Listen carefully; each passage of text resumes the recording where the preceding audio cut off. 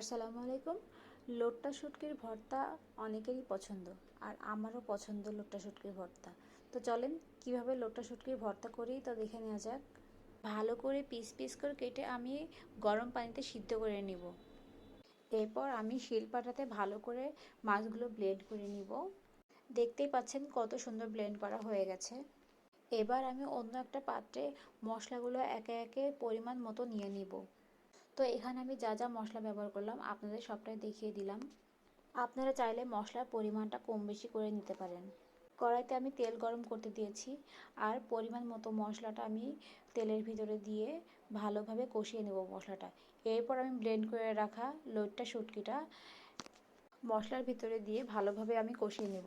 এরপর আমি আধা কাপ মতো দুধ এই লোট্টা শুটকির ভিতরে দিয়ে দিব। এখানে আমি কোনো পানি ব্যবহার করব না। তো ফাইনালি আমার লোট্টা শুটকির ভর্তা হয়ে গেল।